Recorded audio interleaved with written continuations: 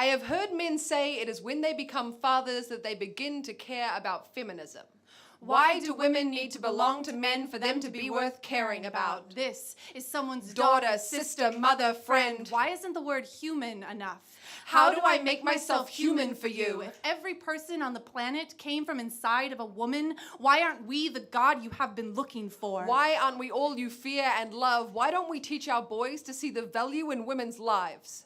The first word Brock Turner's father taught him was yes. Yes, colonizer, you are the chosen one. You shall inherit the earth. Take what you see, Brock Turner, mouth vermin, keeper of his mother's secrets, unholy prayer his mother hoped and hoped and hoped for. When he claws through water, arrows of arms, gasper of the deep breath, his father is so proud. When he claws through women, arrows of fingers, grasper of waists and howls, his father is so proud. Brock Turner's father wants his son to stand on a pedestal, have medals placed around his neck, thinks his life should not be ruined for 20 minutes of action. Brock Turner and his father seem to think rape and sex are the same thing. As though saying no means yes, as though not saying anything means yes.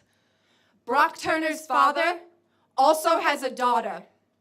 Dear Caroline, did your father teach you to say yes? Did he tell you you could wear whatever you wanted? Did he also have Olympic dreams for you? Or did he tell you you couldn't date until you were a certain age? Did he tell you to change when your dress was too short? Did he warn you about leaving your glass unattended at parties? Did he hold Brock to the same moral standards? Did he tell you about the buildings filled with untested rape kits? Did he explain that the word no is the most powerful weapon you will ever have, but there are men who will choose to ignore it? Did he promise he would believe you if you said no?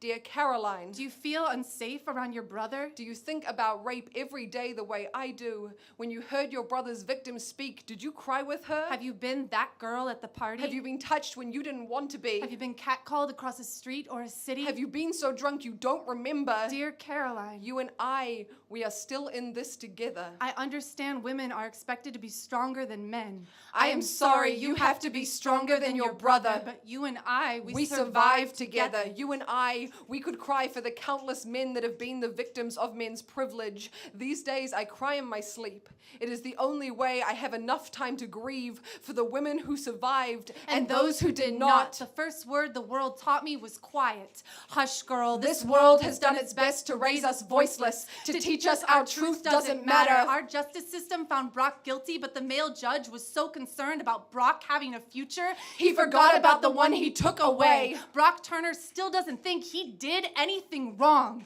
Brock Turner is the reason victims don't come forward.